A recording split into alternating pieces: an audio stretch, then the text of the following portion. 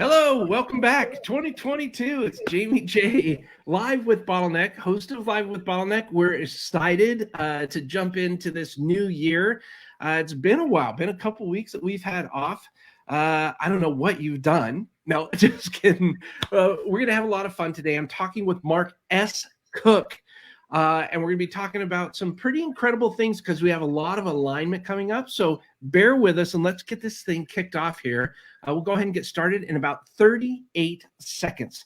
By the way, if you're watching this live stream on Facebook and you want to leave comments and participate in discussions, you have to go to StreamYard.com/Facebook and allow them to let you make comments on Facebook. Otherwise, I won't see them here, and I have to go in afterwards and answer everybody afterwards. But if we'll see you on Facebook and LinkedIn, we'll also send you out to YouTube there. So, yeah, we'll have a lot of fun. So we'll talk to you soon. Let's get this show started.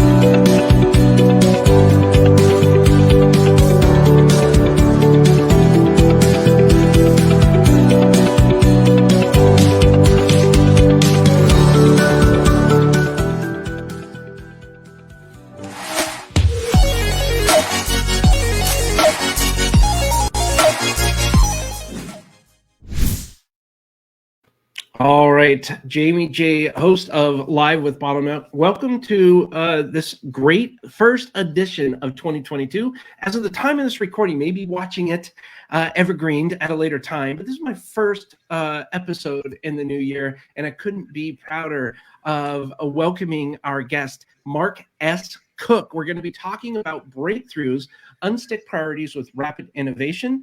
He's the owner of Windfall Partners, but he's also the host of Bold Breakthroughs. And it's a relatively new podcast that's coming out.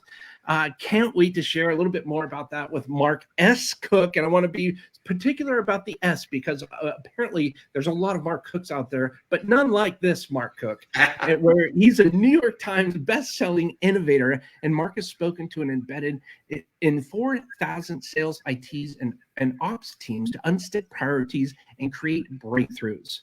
After earning a master's in business, Mark led 9 global studies on award-winning work. He's led and turnaround CEO, executive of sales and marketing, and a co-founder of C7's tech exit of $123 million. That's no small amount. Mark's passion for work stems from his early mentor, Stephen Covey, and Mark is the father of 5 sons with his wife, Annika. So without any further ado, please allow me to welcome Mr. Mark S. Cook. How are you, sir? Great, Jamie. Appreciate being on, especially at the first of the year. It's perfect for both our messages, isn't it? Oh, it's fantastic. Did you have a nice holiday? Oh, a great holiday. I happen to be from Salt Lake City, Utah. We're the only Western team in the United States that had a chance in football. I went to the Rose Bowl. My heart was broken 9 seconds in the end, but I'm okay. I got to interview the coach and all the players, a lot of the players and a lot of the people that have been followed.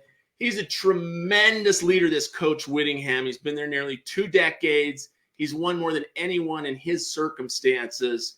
He's got a process. If we're talking about process, he's actually 2 of my episodes on my bold breakthroughs. He gives me the strategic message, how to lead millennials. He's really phenomenal. So that was my highlight. I went to the warm Pasadena and enjoyed the sun. So great football game. Oh my gosh, that must have been a blast. Yeah, so we've only been through your neck of the woods, my wife and I, one time driving through, and we couldn't believe how spectacular and beautiful. Yeah, you don't want to let the secret out. We're still small. I've lived in Sweden. I lived in DC. I love this place. It's a great place. Oh, it's gorgeous. So what gave you the idea? Actually, I want to go back a little bit. Maybe you can give us a little bit more background of who you are and what you've been up to that led you up to this bold breakthroughs. Sure. I grew up in undergraduate and graduate school working for Franklin Covey. And it was a merger between two types of companies that were similar, but two different companies, Franklin Quest and the Covey organization. And I was on the Franklin side. I don't know if you remember those day planners, but everyone before the smartphone had to have a day planner, and we were the kings. And then we taught time management and leadership. We worked with Covey, and that was a difficult merger because it was like trying to merge two different religions. It was tough, and my side was having me do some really interesting projects that were kind of high profile projects. And the Coveys said, we want him. So they threw me over to the Coveys, and it was the greatest thing that ever happened to me. I have a hard time not worshiping Stephen R. Covey, who's now deceased.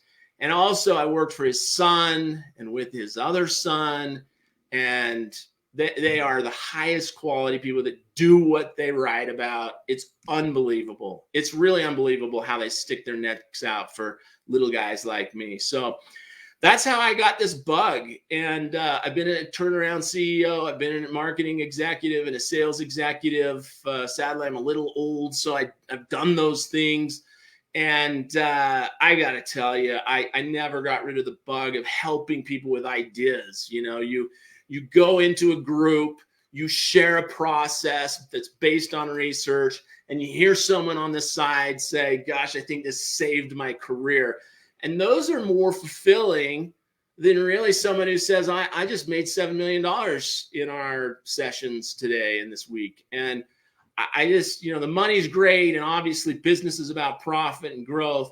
But the bug that got me were the people that said that they had their job saved or their career turned around. Or I just had an IT leader get promoted that his boss had been overlooked and moved to a different company. And he's in a multi-billion-dollar company, so it was difficult. And at the end of our sessions, he got promoted. Those are really why I do this and how I got into this. And every executive position I've taken, I've asked gently during the transaction of the hiring, do I get a research budget? Can I study leadership and work results? And if I don't hear yes, I never took it throughout my career. So at this point, I've done that, over just a few employers that are big. I've done it 9 times, and then I've done my own study as part of those 9 since a few years ago, going on my own. That's how I got here. It's a long story, but that's why I'm doing what I do. I just love helping people with ideas and a process. I love it. In fact, I would almost consider that a bold breakthrough. It is. Put yourself, because that it may not have to you. For me, it would seem very hard to ask. That's a big ask, especially in the beginning of a relationship. Oh, that's a big ask. I got recruited by Sun Microsystems. They said no, but I'm glad I didn't end up going there anyway. So yeah. That was young. All of those requests happened young in my career, and I'm thrilled with how it's gone. The only part that's difficult, interestingly, not to cast a shadow on the show, but a few years ago, I got a spine infection that was about 26% mortality, and then it went septic. And because there was a delay in getting care for various reasons, I almost kicked the bucket. And that's really what launched this independent work. I had to be on my back for 4 months, and I could I could just wait for healing, or I could sit there on my laptop independently, reconstitute what I'd been doing, make it my own, do more research. And that's how I've gone out on my own. As I healed from that. I got up the very last day of that healing cycle and stood in front of a large accounting group of all people, teaching them innovation and how to quickly turn around these bottlenecks in their process. And so it was an interesting day, I'll tell you. There's a lot more details to spare you. But that's why I'm here. That's what I do.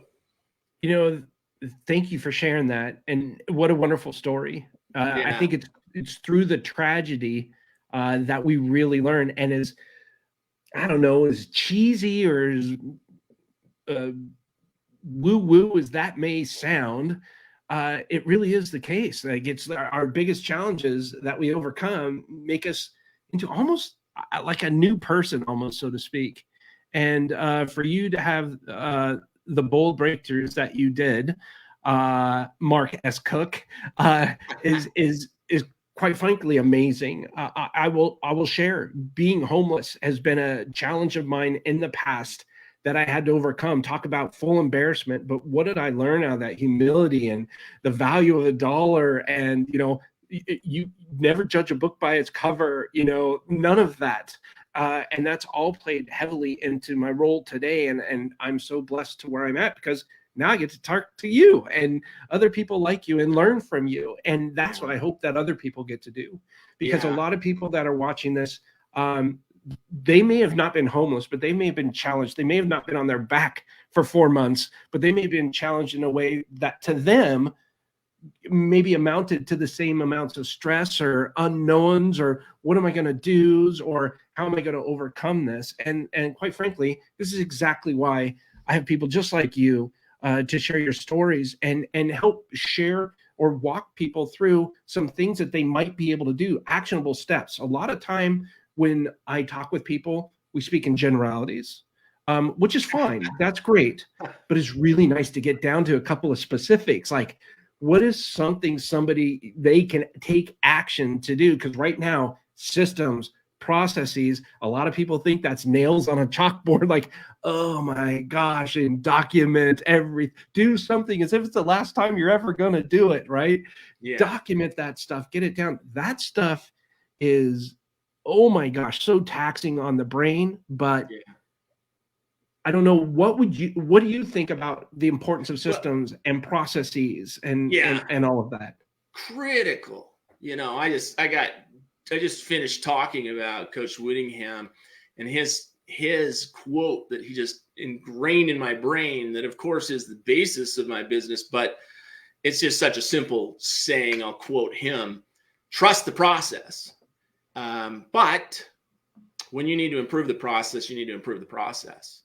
But in between those improvements, between the priorities, you better make sure you're doing the process. And each step of the process must contribute to benefit of customers and financial success, or you've got the wrong process. So he doesn't prescribe fulfilling a process that doesn't work. But most of the time when you're not getting to success with clients and with financial systems, you're kind of kidding yourself. You're kind of in denial that some of the process is being done somewhere by someone or by yourself. And if you're honest with yourself, that additional learning for an extra 3 hours that day should probably be stopped at about an hour of new learning. And you better pick up the phone, or you better get to an office, or you better drive to a client, or you better look at some machinery, and something must be done correctly that hasn't been done correctly. I'll get to, I have a process that has a very specific use that goes along with what your theme is, what your audience is probably looking for. But if you'll allow me, I want to just go backwards to talk, just to react to what you just said. A lot of times in some of my material, you'll see on my site, you'll see the word unstuck, and you'll see the word breakthrough. And I just want to point out what you said in a really practical way. People get stuck. I have been blessed, as we've talked about, to get budget, millions of dollars to research millions of work cases. I have investigated and led teams of Harvard, Cambridge, and Stanford PhDs very empirically, very rigorously, the work of over 2 million people in a huge, diverse set of work. And what I have learned since being independent, which I didn't ever hear at the corporations that I worked for, was that everyone gets stuck. You have to whisper in the halls of a big company. You can't like run around saying, I failed on a project, or my career's in a stall. I mean, you can't say those things.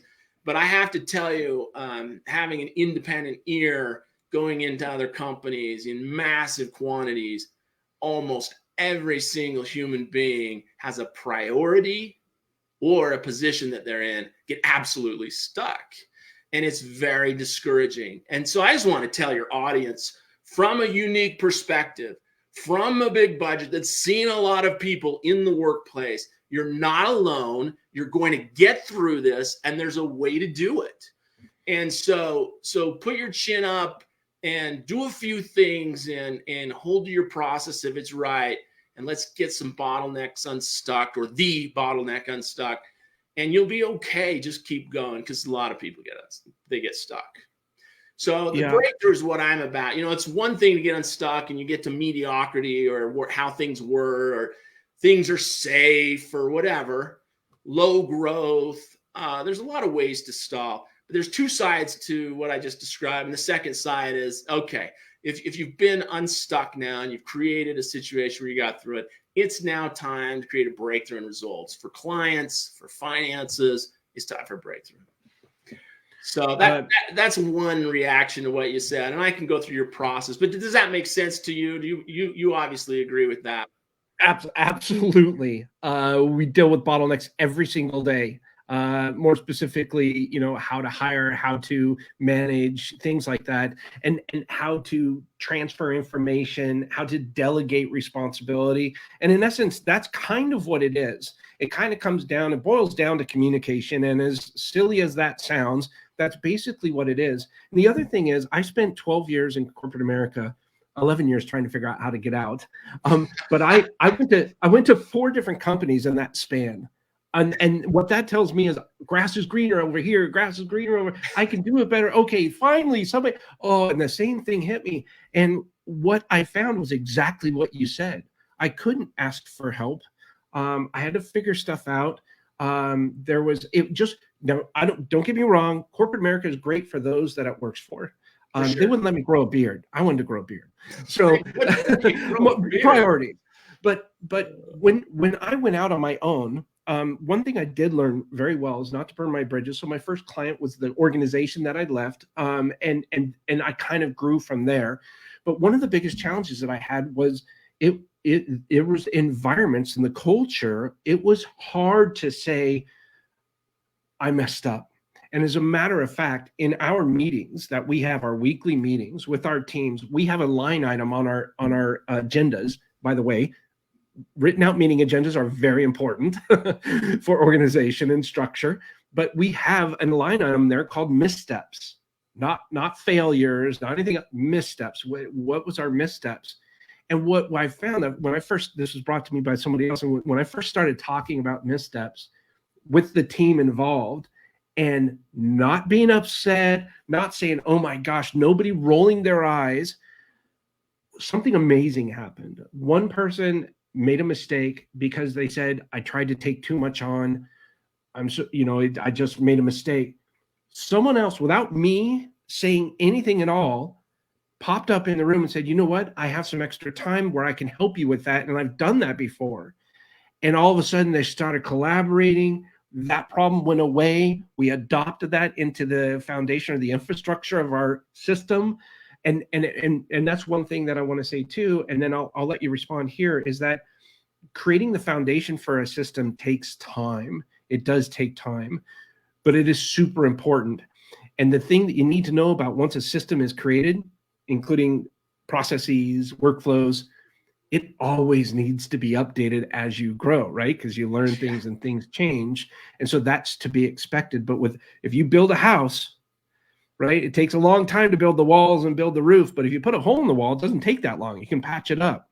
It's the same thing with the system. You take a while to build that house, that foundation. But then once you do it, you can kind of tweak the rest of the systems around. So that way, at least you have a trajectory moving forward. At least that's my thought. Do you have any insight into building a proper foundation with regards to the amount of time it takes and the maintenance that needs to be maintained on it? No, I agree with that. I think, my expertise isn't in maintaining a current system exactly as it was. That is a very essential part of business, for sure. My expertise through my whole career actually has been on the either end of that. When someone does punch a hole through the sheetrock And what do we do now? Are we just going to patch it, or are we going to replace it with something better? That's kind of what my specialty has been. It's been what I call rapid innovation. One esoteric finding from another part of my research that I want to share to react to what you just said, though. Corporate America can be very frustrating. But it's interesting, since I have left, or my body forced me out of it to some degree. I have looked back, and I've been a leader, and I've been an executive, and I've managed a lot of people, and then I've also been a solo performer for probably every other stint I did, because of my passion for research and sharing ideas with people. And I do have a regret. People love to say I have no regrets. Well, I have plenty of regrets. I don't kill myself over them. I love that I've learned things back. But one of them that I look back on is, I know that your audience is entrepreneurs, and they wanted to get out too, or they are glad they never went in.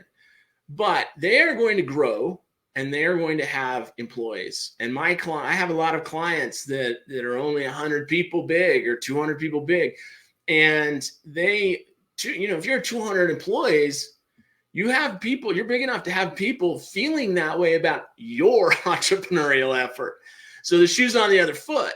And what I would say about this regret of mine is that I look back, and there was I claim to know a lot of things. There's one thing I don't know, and it's this. Why, when I was employed by someone else, did I let my mental mindset not just break out of the box and not do interesting things to me or marginal improvements, but really just shake things up with a bold breakthrough? Like, we are starting a division in Brazil and I'm moving there, or whatever it takes. And the reason I share that is, I think what you said about leaders allowing some room for mistakes or missteps or risk or something that won't be catastrophic is super important, because their employees are going to be feeling what you just described. And they have to give permission explicitly and repetitively to employees. Hey, this is your business too.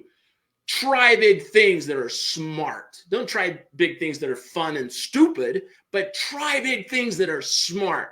They'll further your career. Yes, they'll help our firm and our clients. Yes, they're helping other people. But if you succeed, they will make your career a new career. So feel free, go for it. Just fail fast and keep in touch.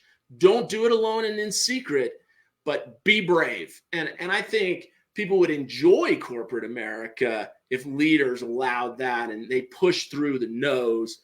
So I think that's a really important message in this part of our conversation, to just share that there is a place in corporate America, and you are turning into corporate America. So make it amazing so that you succeed and your clients succeed, right?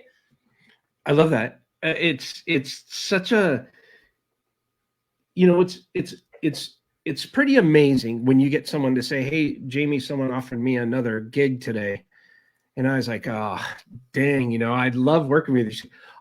They offered me more money, but I'm not going, because I love it here. We have a lot of fun. We brainstorm together, and we do have fun. And we probably do some dumb stuff that we probably shouldn't do, but we do it as a team. And if anything fails in the organization, it's my failure. If anything succeeds, it's the team's rewards, because they've worked their behind off to make that happen.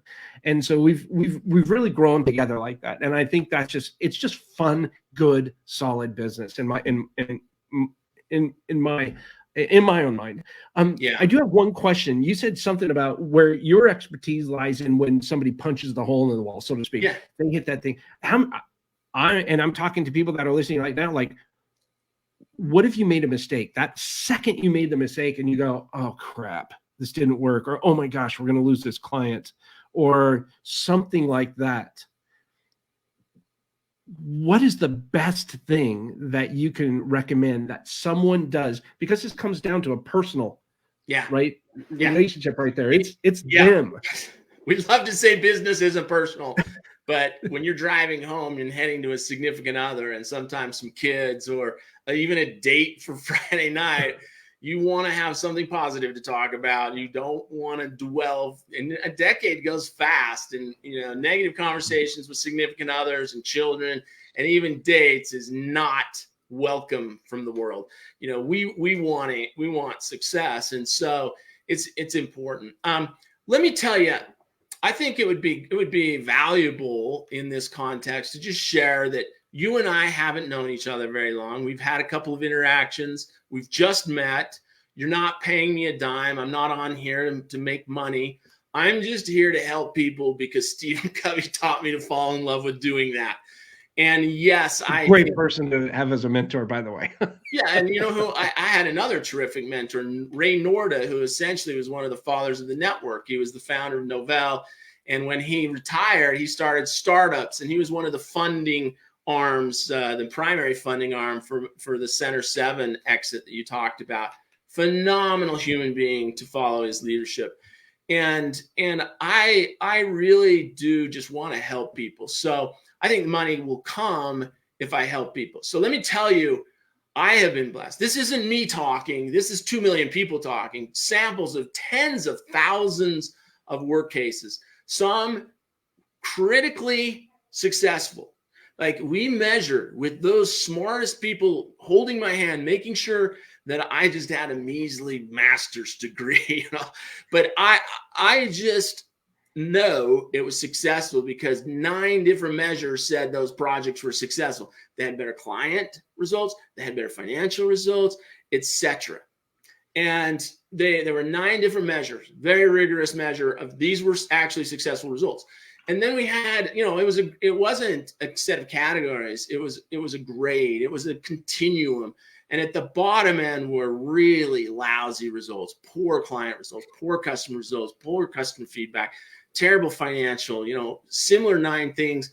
And they were all bad and red and not good. And so then there's this huge mountain in between of mediocrity. And I've got to tell you, there's a room for mediocrity in the economy and in the world because our economy runs on things that are expected. We need things to happen predictably. And so there's nothing bad about the big mountain of mediocre work that happens in the middle.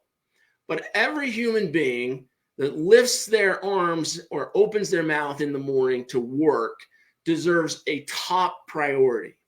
And if there's a hole in the wall, it's your new priority. Or if there's a broken process or a bottleneck that's holding you back, it's your priority. But on the other hand, sometimes that there's something that would scale your business and you've been putting it off because the mundane and the predictable is comfortable.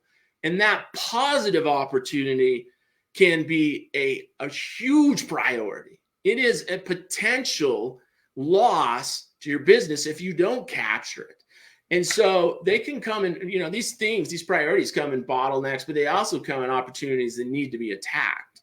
And so those are the 2 types of priorities.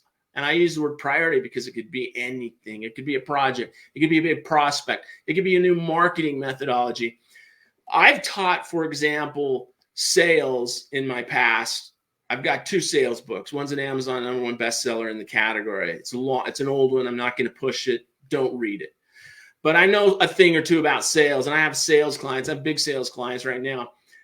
I don't go in and teach them selling process because what they're doing is already working most of the time. The veterans will ignore it. The new people will be overwhelmed by it. The best thing you can do, even in that very different circumstance than normal business of selling, is best served by rapid innovation. And it's got 5 steps. So finally, I'll answer your question and give you a little bit of insight on maybe the most important first thing to do. The first thing that I would say is go to your customers, go deeper in your mind. And the way that I work, I don't just teach people. In fact, if anyone wants to talk to me about my services and categorize it in training, I say no, because I'm not in training. I do things. I do work.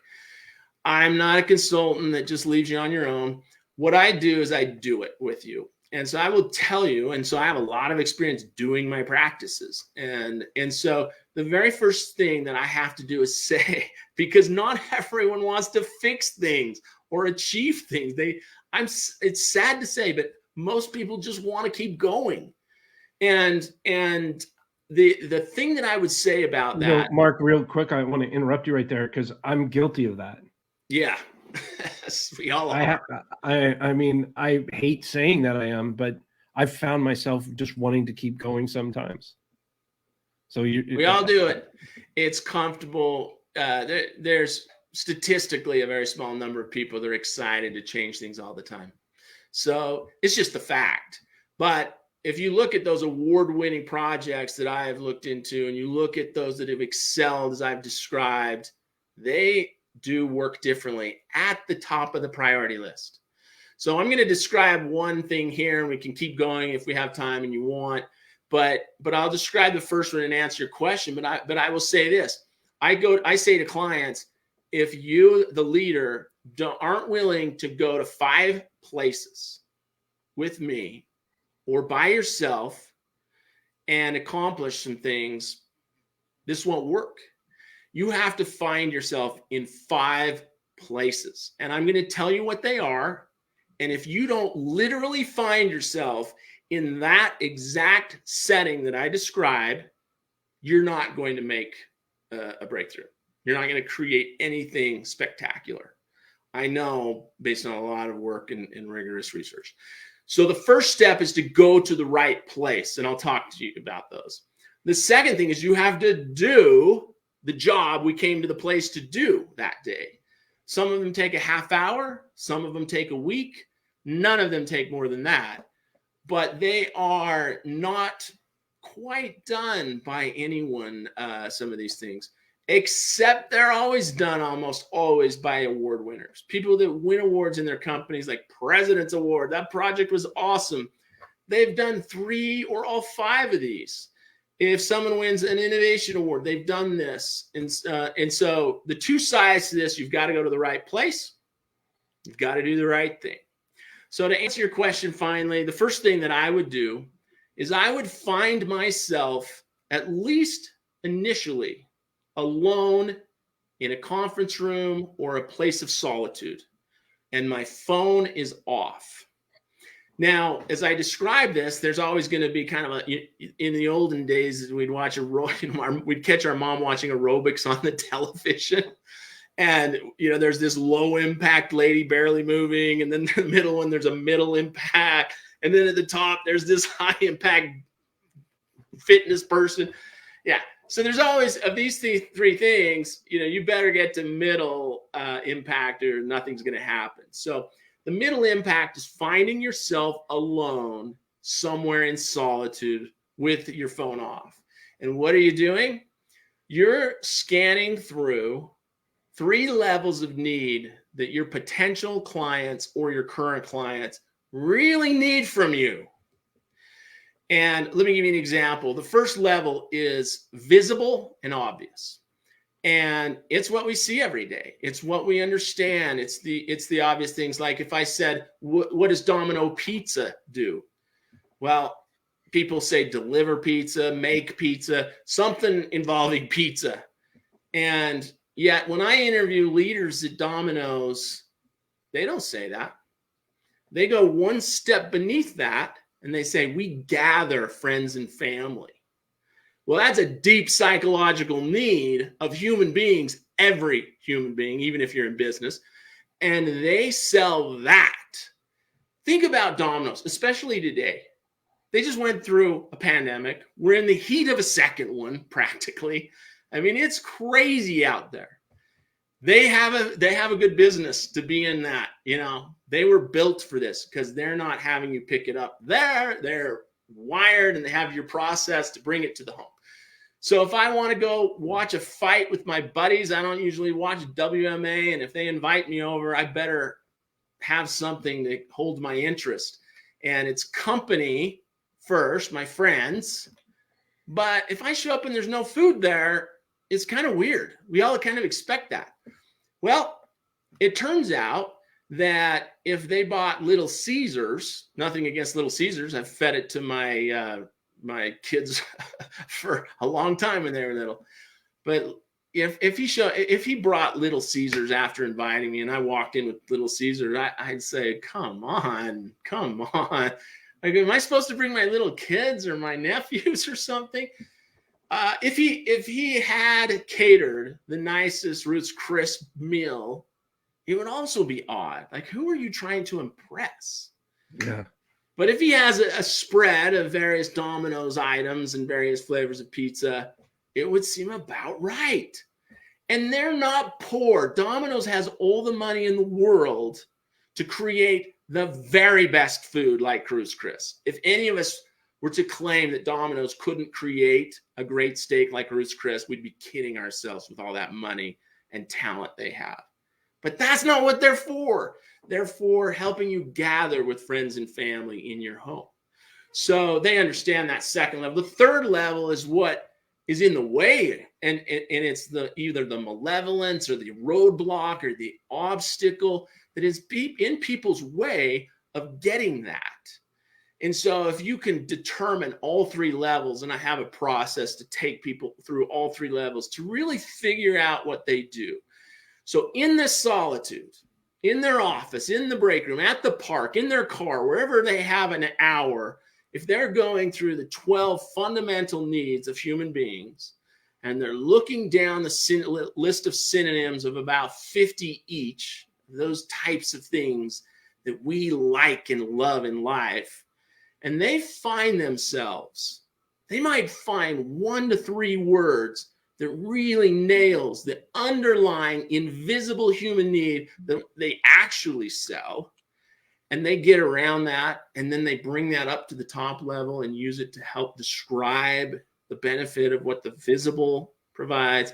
And then they treat the enemy like the enemy and tell their customers that they can overcome that enemy. They've really figured out how to do that. Now, that sounds like a business, and it is. But let me just point out something subtle, a connection that leaders in middle management or below these entrepreneurs that are listening often miss.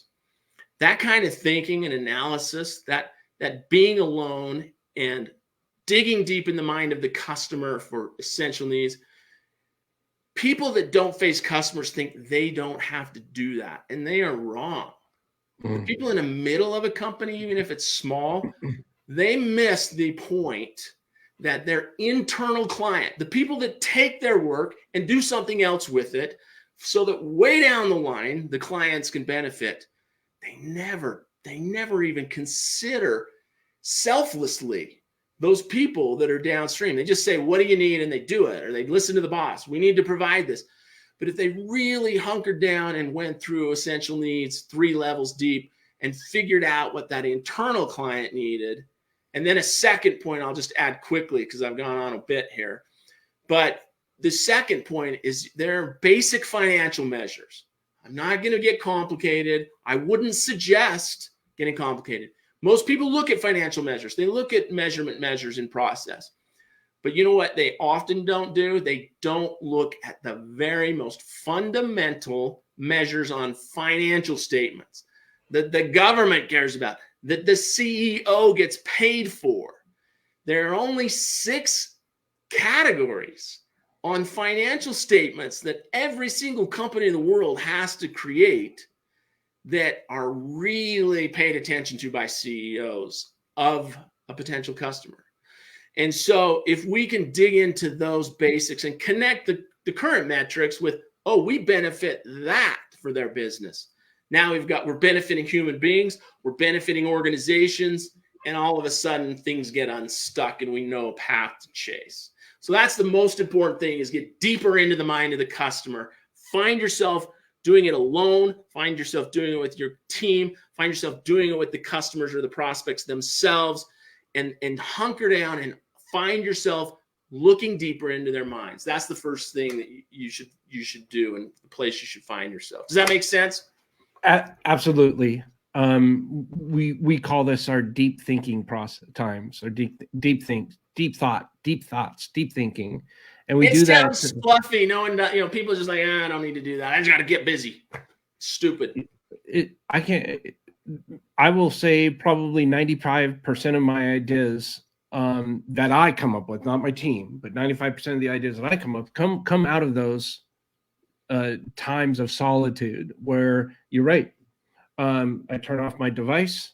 I may open my window and open up the window so I can hear the birds and stuff like that. But other than that, it's been incredible because what usually happens is I just start a brain dump, and then by the time I'm ended up, I'm like, how did I start with this? And I'm here, but this is great. Like, it just, I don't know. It's hard to explain, but I think it works like a champ.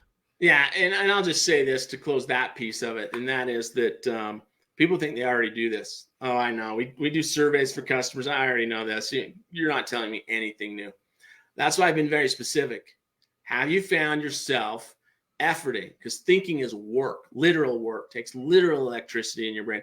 Have you literally got alone or with your team or with a client and gone deep and dug deep into all three levels of human need?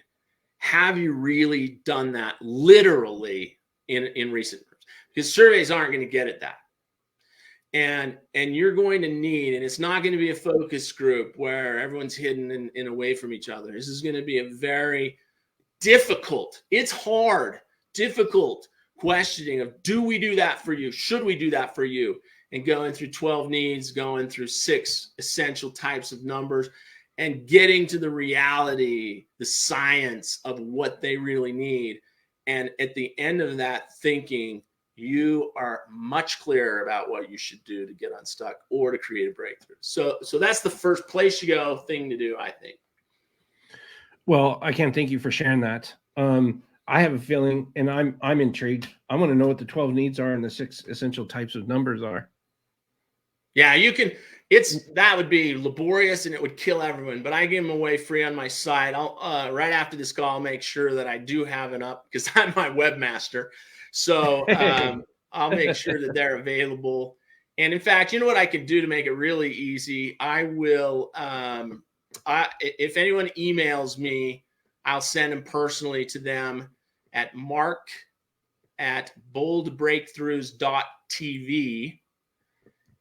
Or if they want to go look at my site, I'll hurry. And I did capitalize the TV there at the end just to. Yeah, it's not .com. That'll go to someone else. I'm sure they're nice people, but not me.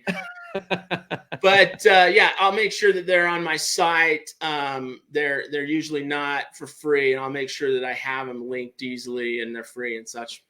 And where would people go to learn more about you?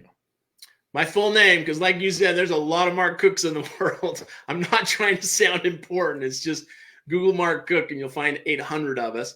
So it's markspencercook.com, markspencercook.com. Yeah, that's awesome.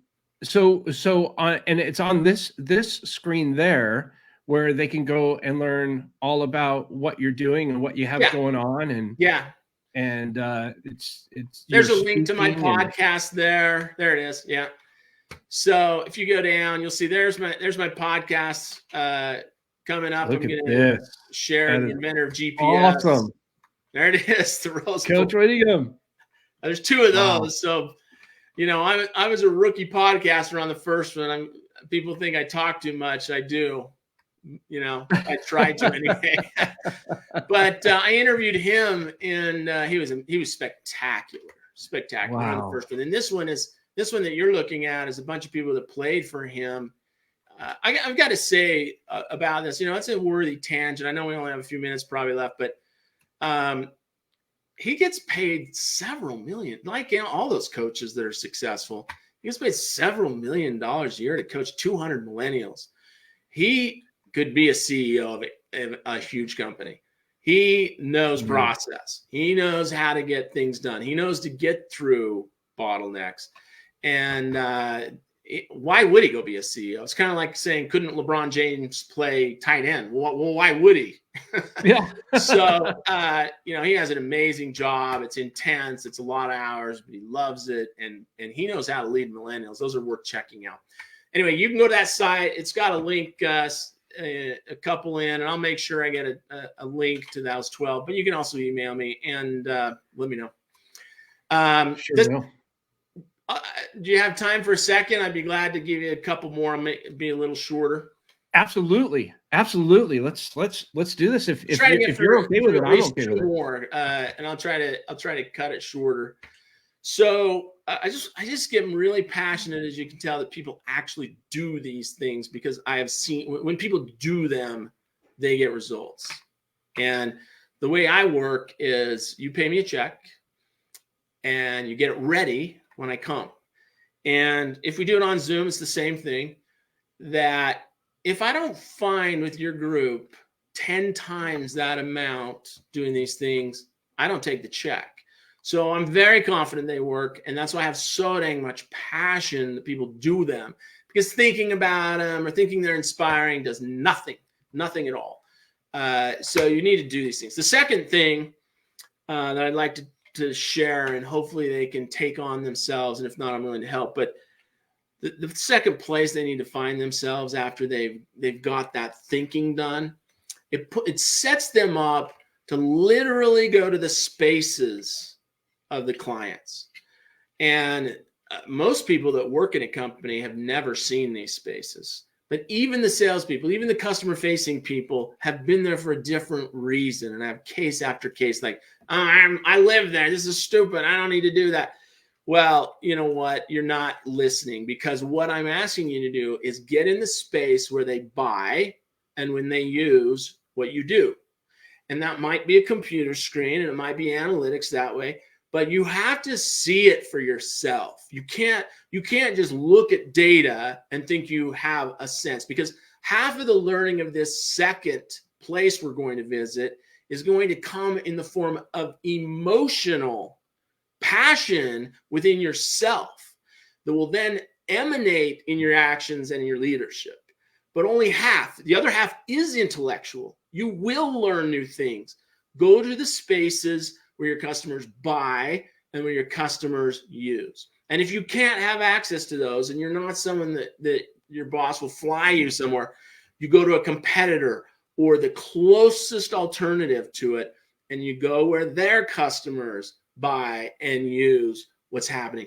And you step back and you look through a different lens, not through selling, not through all the things you usually do, not delivery, not being responsible for something. You step back and you look through the lens of improvement. What's going on here that's bad? That's a problem? What's going on here that's amazing? And what is boring in the middle that shouldn't be? And if you step back and you look through that lens and you're looking for those three, there's three different places. We don't have time to talk through them all, but there's three different vantages in those spaces that have to be studied. And I say you do the job of a photojournalist, and it's not a metaphor. I've interviewed a lot of photojournalists. I've interviewed Stephen Covey, arguably the best photojournalist ever. And serious product development people do user studies. They do ethnography. P&G pays $1 million every time they study a product potential. So people are going with cameras, taking pictures, taking video, because you don't notice everything immediately. Even if you're in the bold encounter, in the space, you'll notice tons. It'll blow your mind. It's by far statistically the biggest impact thing I could talk you into. I think because it's so unusual. Normal employees, normal leaders think they've already done it, don't want to do this. But when I get them to do it, they can increase results 1,200% with this thing. So what I say is get to the space where they buy and they use. The thing that you do is take pictures of everything you see as far as the place goes. Take pictures of everything you see as far as the people go and how they're interacting with each other. And then take pictures and notes, because sometimes you don't catch these, of the emotions as you visit those places and hear people talk where they talk to you. They give you clues by saying, oh, that's really hard, or, oh, I love that. And they give you these clues and you capture those. And then you bring them back. And because you've been a photojournalist, you get to share them with a lot of team members, and your brain gets to catch up with yourself, and you see them again. You're like, oh, I know what we need to do. And you've studied in a bold encounter your customers now so much deeper in a second, entirely different way. And you feel it. When you see something that should be better, you suddenly say that has to happen, and your passion to get it done just is exponential. So that's the second thing. I think the third thing, and then I'll turn the time back over to you, is you really need to find yourself in a new conversation. You need to find, literally in proximity, either over Zoom, over the phone, or in person, in real time, not text, not email, not LinkedIn, but you need to have a human conversation with a new contact, a new type of expert. And what I would suggest, based on my research, is someone that I call an adjacent expert. This is someone that's, if your box of what you do is right here, it's someone just outside of what you do, serving the same market that you do. There are a host of vendors that are trying to sell to that same target market. And if you are broadening and having conversations, what do you guys do? How do you serve them? What are you finding that works best? And you're broadening your networking, not in your current ecosystem of vendors that are partners, but always broadening, finding 3 to 7 new experts to have conversations. I call them information interview. That's what I'm asking you to do. So on the first one, you're going to some solitude, you're racking your own brain. You should come up with about 30 plus ideas. Then the second place you're going to go is the literal place your customers are served and sold. And you're racking your brain for improvement there, taking pictures, and you should easily come up with 30, 35 new possibilities for improvement. And by the time you do this third one, where you're asking a new type of vendor that also serves those type of people, and you're asking 3 to 7 of those, you're at 35 plus ideas. And by the end of these first 3, you have a pile of 100 ideas, 100 possibilities to create a breakthrough in that bottleneck. And do you want to execute all those? No, because I don't call that rapid innovation. I call it a train wreck. I'm trying to execute on 100. So you want to converge at that point. We've oriented, we've ideated. Now we're going to converge. We're going to dig through the pile. There's a pile of 100. And we dig through the 100 possibilities and we find 2, just 2. We simplify our list of 100. We look for new things than 100. And then we go down to 2. And there's some criteria that help do that, but they can feel it because they know their business. They could do this themselves, and they could converge on 2 that are synergistic, that are the most important changes, and don't do anything else until those are amazing in the client's eyes. That's what I would suggest you do to create a bottleneck breakthrough from my standpoint. Does that make sense to you? You're in the business, so you believing? Am I getting you? Heck yeah. You know, what's kind of ironic about that is, man, it was probably about the 200th person I talked to last year. And by the way, I will say congratulations to you on starting your podcast. I think that's going to provide you so many breakthroughs, bold breakthroughs you don't even know about yet, because I will attribute 95% of any success we've ever had to podcasting because of the amount of people I've met, because of the answers and the ideas that I've been exposed to by people just like you. Like, I mean, yes, I am digging everything that you're saying, absolutely.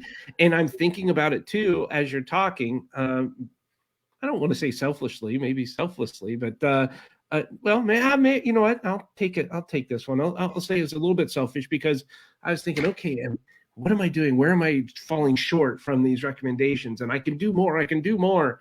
And I may not have gotten 100 new ideas, but I probably got 20 or 30, and I boiled those down. We're down to 1 now, and we're acting on that. That's and awesome. It came from a friend of mine who's in a similar industry. Doing something, same kind of clientele, but a much higher level. And when I say higher level, I'm just talking about different industries. And I thought, wow, what a great idea. We met with my team this week. First thing we talked about, we have an action plan. We're ready to go. That's rolling out in April. And so I just want to say, from a real-time execution on my end, I did something very similar to that, and it worked. And we're already taking action. And I learned about this idea 2 weeks ago. It's so great. It's so great. Congratulations.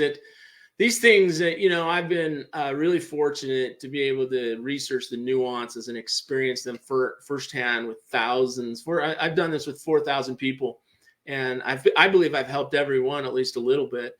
But I got to tell you, these things have some finesse. We're not talking about simple brainstorming or anything like that. They take a little finesse.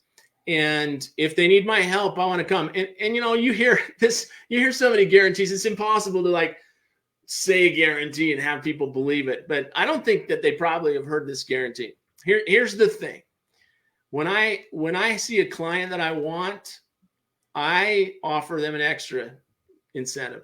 I say, listen, you bring your check of X amount, and I'll bring my own check to you for $1,000. One of us leaves with both the checks.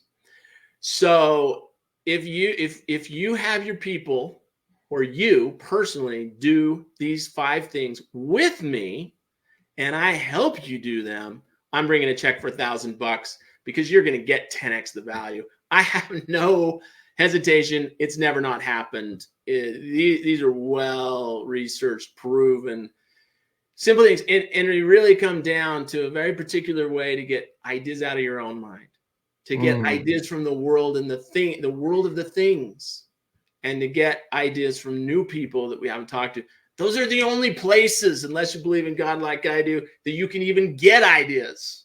So it's just the particulars of how you go to those places and what you do to get those breakthrough ideas. And I bet on it when I want to. So anyway.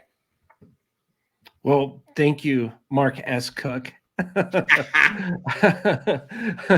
I really appreciate it. Mark Spencer Cook. This is something that I think a lot of people need: rapid innovation. Yeah. And one of our biggest challenges, I think, in my opinion, is when you get stuck, is how do you get unstuck? And we just talked about it for the last hour on go to a place of isolation. Let me give you a warning though before you march through them, because I think it's really important that they get a warning. I leave this till the end so they hear it for sure. Don't do these things on normal work. They're not for normal work. When an IBM salesperson calls you and you have to return a call that you're not interested in, should you add these 5 tasks to your workflow? No. That's a good point. There's plenty of work that doesn't deserve to be your very top priority.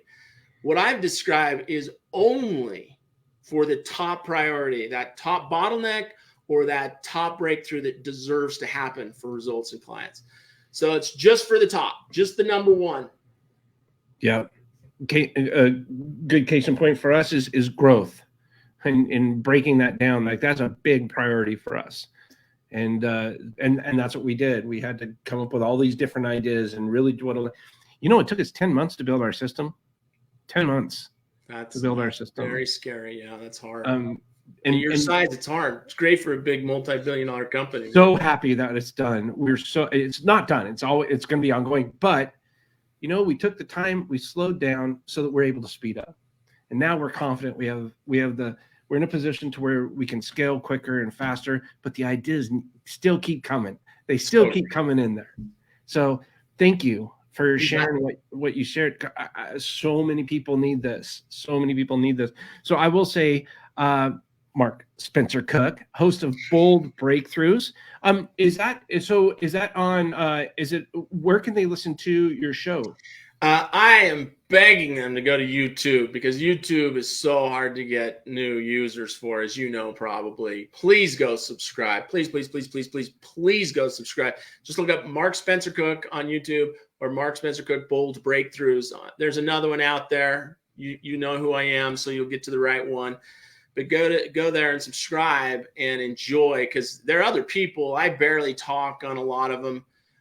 It's mostly, like you say, the other people, and I steer them into these topics. And it's the inventor of the cell phone. It's the coming up as the inventor of GPS. I have an $8 billion CEO that tells you how to lead a company, and it's a great dissertation on that's 1 hour of your strategy and your structure and your process for getting results. There's a lot of great stuff there. I think they'll enjoy it. And then if they want to do a podcast, at some point, it's right now they can go on Apple and Spotify and all the major podcast providers. But there it is. Yeah. But I'm begging you, go click that subscribe button. I need to get from 87 to 1,000. I've only been doing this a few weeks, but I've got 11 episodes, a lot of interviews, and I need subscribers bad. Well, I just subscribed. You got one more. Oh, man. Well, is there anything else you'd like to say before we wrap? I just want to thank anyone who's listened. If it's one person or 20,000 like you suspected, I told you that I caught the bug when I was young. Just people willing to listen, because I don't bring you my ideas. I bring you some really well-researched ideas of much smarter people than I am. And it's just my calling in life. And I'm so grateful that anyone would listen to any of it. I just want to thank you for being here and listening to Jamie and his podcast and his video cast and to anything I said. I just really am grateful, really. Well, thank you very much, Mark. Yeah, it's been a pleasure getting to know you a little bit here, and thank you for sharing your wisdom with us. And is there any chance you can hold on just for a second while I go ahead and wrap up? Yeah. Okay, let me wrap up really quick here. Wow. I've been talking to Mark Spencer Cook. He's the host of Bold Breakthroughs. Go learn more about him at markspencercook.com. You can send him an email, mark@boldbreakthroughs.tv. Make sure you put TV in there. Otherwise, it's going to go somewhere else. I don't know.